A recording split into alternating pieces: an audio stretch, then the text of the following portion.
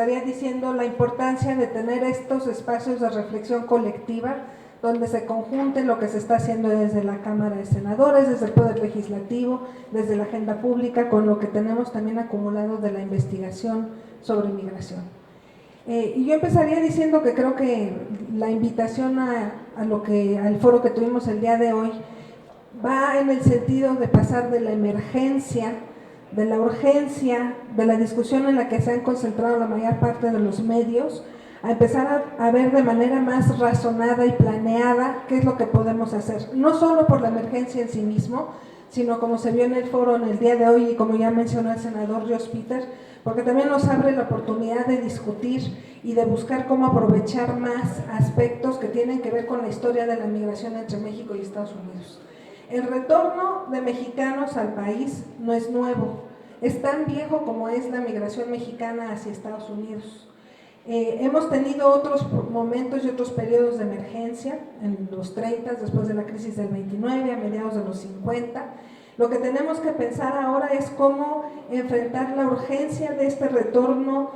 que ha aumentado en los últimos 10 años, que suponemos que va a seguir aumentando y que se suma a una serie de vulnerabilidades para los retornados y para sus familias. Como decía el senador Rios Peter, una de las conclusiones de este foro es que no podemos concentrarnos en un solo aspecto del retorno. Creo que, por ejemplo, parte de los medios han estado mucho más enfocados en ese momento de la urgencia y de la emergencia que tiene que ver con la detención y finalmente con la deportación al país. Pero el problema es un problema que tiene dimensiones mucho más amplias y que tiene que ver con los deportados, con sus familiares, los que se quedan allá y con los que deciden regresar acá, con la dimensión laboral, pero también con la dimensión familiar y entender el retorno no como un aspecto centrado nada más en el individuo, sino entender que tiene un impacto para las familias que se separan, para las familias que, como yo decía, pueden estar aquí o allá, y para quienes se ven obligados a venir a México por primera vez, y que es el caso de los nacidos en Estados Unidos, la mayor parte de ellos hijos menores de edad que vienen con los retornados. El reto es enorme, los recursos son escasos, la necesidad de verlo de manera integral y no nada más enfocarnos en una sola dimensión es lo que yo creo que podría llevar a que fueran unas políticas con un impacto mayor a mediano y a largo plazo. Y creo que parte de la riqueza del foro que tuvimos el día de hoy, además de ver el fenómeno, o sea, en buscar entenderlo en todas sus dimensiones, es hablar de otros temas de los que se hablan menos. Por ejemplo, se habló sobre el tema de la gestión de la deportación. ¿Por dónde se deportan los que se están deportando? ¿En qué condiciones? ¿A qué horas están llegando? ¿Qué información tienen cuando llegan?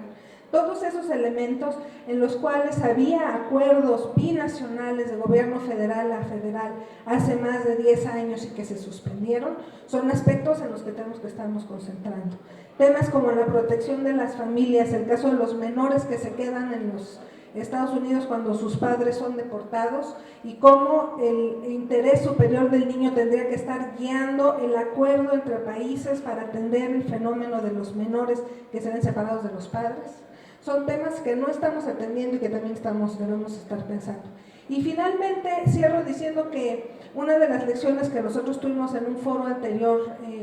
que discutimos con Reimers era la disposición a decir, bueno, si nos vemos obligados a regresar al país, asegurarles el derecho a acceder a los mismos programas y a los mismos servicios a los que accedemos todos los mexicanos y no generar un estado de indocumentación o de irregularidad para aquellos que tienen los mismos derechos plenos que todos los que estamos aquí desde hace mucho tiempo, y valorar el esfuerzo también de tanto tiempo de separación del país y esa situación de emergencia en el retorno. Esos son algunos de los temas que tratamos. La agenda da todavía para mucho más, pero creo que, como decía, el reto es enorme y la necesidad de estar buscando los vínculos entre las diferentes áreas más que medidas aisladas es lo que asegura la posibilidad de tener un impacto más a mediano y largo plazo. Gracias. Último, Ana.